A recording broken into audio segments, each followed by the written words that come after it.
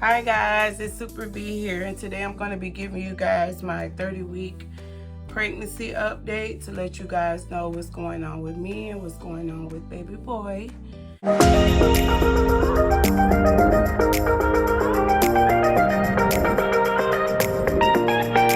So basically, I turned 30 weeks on last Sunday.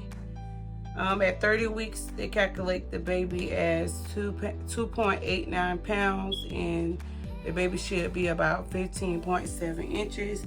And they said that the baby is the size of like a zucchini.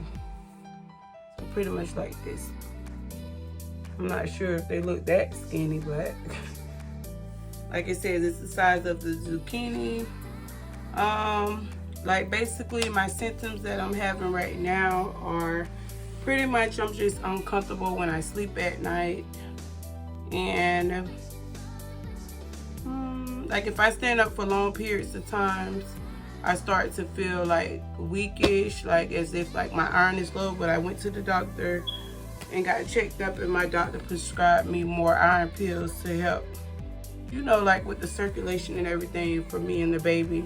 And actually, since I've been taking it, I actually been feeling pretty good. So I guess that helped. I'll be 31 weeks this coming Sunday.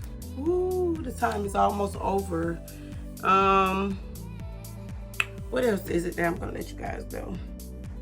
So the only changes that I've been noticing as well is like I've been having trouble sleeping, and also I've been having like weird dreams.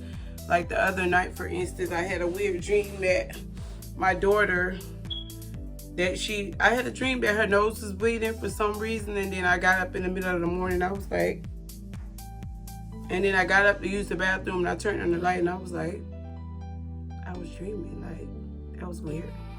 So yeah, it says like here that you'll have trouble sleeping, pretty much like weird dreams and like heartburn and stuff like that. At this stage, you'll have like different back aches, hip aches, and feet aches, and shortness of breath. Like I did have shortness of breath like around, I would say like 26 weeks, but that also went away as well. So I'm happy about that. Like if I was to talk for like maybe 30 seconds, I started feeling like I'm out of breath, but that's gotten a lot better. So at 30 weeks, I'm using the Bump app. So basically, I like this app because it gives you like a general idea of like what the baby should be looking like right now. So at 30 weeks, it says every week baby eyesight improves at 30 weeks. Babies in old hat at opening his and her eyes through vision. Vision will be blurry for a while still. So basically, like, you can see how the baby looks right now, and then pretty much you can just move it around, and it shows you like different angles of the baby, and then it has like these little white dots you can click on. For instance, if I click on the head, it gives me like a little reading at the bottom. It says while baby is soothing out, his or her brain is getting more wrinkly to hold more essential brain tissue. So that's something that's going on in the brain right now at this stage. And if I click on like this side of the arm, it's telling me now that your baby's brain and body fat can regulate his or her body temperature, lunar is beginning to disappear. Okay, so let's click on the chest. Baby's immune system grows stronger by the day and will continue to develop outside the womb. So guys, like basically, like I have everything that I need right now. Pretty much I have everything that I need, but with the weather change out here in Florida, it's kind of difficult to say like if it's going to be cold or if it's going to be hot when the baby comes in February. So I think I have to pretty much get like a few more newborn or 3 to 6 month outfits for him, just to be on the safe side, because most of the stuff that I received from my baby shower was like for 6 months, 6 to 9 months. So I know I'm gonna have to get like more newborn and 3 to 6 months clothes. And then of course more diapers. So I'm still trying to decide too, since I didn't get that many diapers, if I want to do cloth diapers this time. Like I always wanted to do the baby cloth diapers. But the only thing that I was worried about is like if we're out in public and we're going for too long, like how am I going to get that diaper clean in time if I just happen to forget to bring the other ones. So I just want to like try that out this go around and then see how that works, see if it's a good idea. So pretty much at 30 weeks, like I said, I've been feeling wonderful now. I'm just so thankful like that I'm able to have that. Thus far, I've had a successful and healthy pregnancy, no complications or anything, nothing too serious that I have to be on the lookout about. Pretty much, I went to my doctor's about, let me see, I think it was about maybe like 2 or 3 weeks ago. And like when I got to the doctor, I was asking about my surgery date, because for those of you that don't know, I have to do a repeat C-section. I was told like if you don't wait 10 years after your first kid, then you'll have to do a repeat. So pretty much, most of you know that my husband, he drives trucks over the road. So since he's driving trucks over the road, I didn't want to like do a natural birth, even though that was something that I really wanted to do, but I didn't want to do it because his job only gave him like a week off to stay with me and the baby. So pretty much with the C-section, it'll be scheduled, so I know what day I'm going in, I know what time, and pretty much he'll be there, and I won't have to like go in labor on my own. And just say if he wasn't here and I had to go in labor on my own, like I don't know what day the baby was gonna come, I just would have had to wait. And like time is everything, so he couldn't stay here and wait for too long. So pretty much I just went ahead and went with the cesarean, just so that I know and I'm aware like when I'm going in. Those of you like who never had a C-section, it could be like nerve-wracking like for your very first time, but for me, since this is going on my 3rd C-section, I actually feel pretty good. But at the same time, I'm still a little nervous. Like every time when I get to the hospital, that's when the nerve-wracking really kicks in. Like when I was pregnant with Zai and I went in for her to do my C-section, pretty much they gave me the epidural. This is the scary part, so let me tell you. They gave me the epidural, and after they gave me the epidural, like I was sitting there and I was like, wait, my fingers feel numb. And then I was like, my lips feel numb.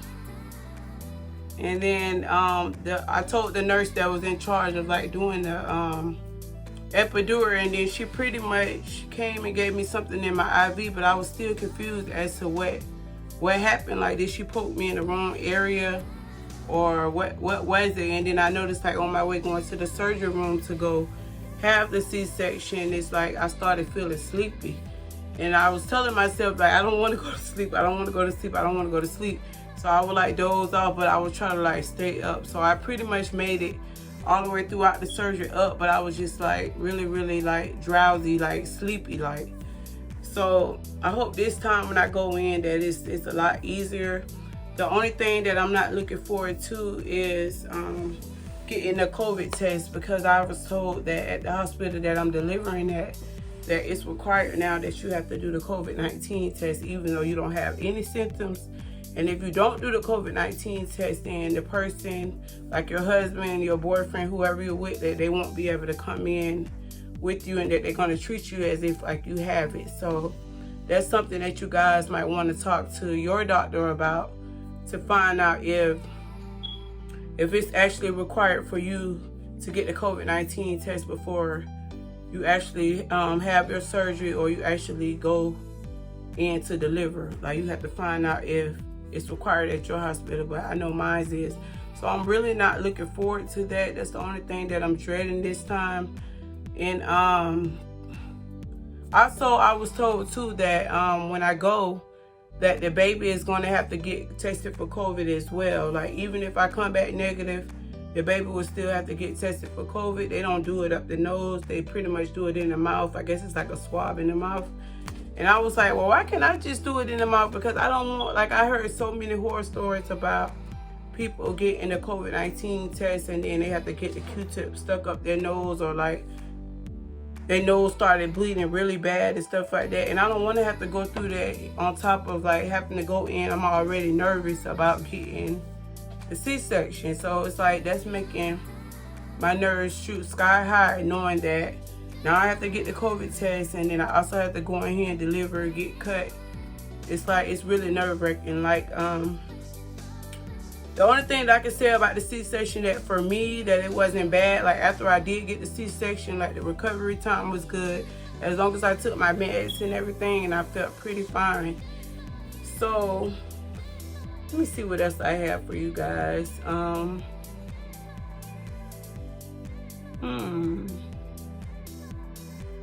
I think that was pretty much it for week 30. Comment down below and let me guys know like what's going on with you at 30 weeks. And let me know also like what are your plans for like the holidays. Like I plan on in like the next 2 or 3 weeks I want to get some maternity pictures done, but I'm still undecided on what theme or like what it is that I really want to do. So comment down below if you guys have any ideas of like what would be any ideas that would be good for me, like since the COVID-19 is going on. Like I don't want to be surrounded by too many people, so I'm trying to find something like a nice park or like a nice lake or something like that that I could go take some pictures at. So comment down below any ideas that you guys may have. And pretty much I think that's really up with me. I also received my surgery date. My surgery date is going to be February the 8th. And the 8th is like 8 days from Zai's 8th birthday. And then they'll be 8 days apart. So pretty much I have to still decide like what I want to do for Zai's birthday. I don't want to like leave him out since I'm going to actually be in the hospital. So I'm thinking like if I should just wait until I come out the hospital like that. Hopefully I'll be out by that weekend. Since it's COVID, I heard that they're not really letting you stay in long. So hopefully I'll be out by like that Saturday or Sunday, and I can like do something for his 8th birthday so that he won't feel left out, because all the attention is going to be on baby boy.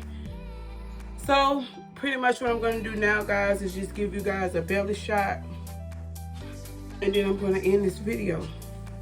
So stay tuned. So pretty much, guys, this is week 30. This is the front view. This is the side view, 30. And then this is the other side. And then this is the belly. And side view. And yeah, guys, what I actually noticed is that with boys, I carry small, and with girls, I'm like humongous. So it's like, that's something that I realized, because when I was pregnant with Zai, she had me really, really, really huge. And then with Zai, with Z, I couldn't really see, like with this one. It's like, it's not too big, but it's like just right. So I actually asked my doctor, I was telling him, like, do you think that I'm small for like 7 months, 30 weeks? Do you think that I'm small? And it was like, no, it doesn't really go by how small you look. It pretty much goes by how big the measurements were when I did my my fetal scan. And that's pretty much when they check like everything in the body on the baby, just to make sure that he's growing like the way that he should be growing and stuff like that.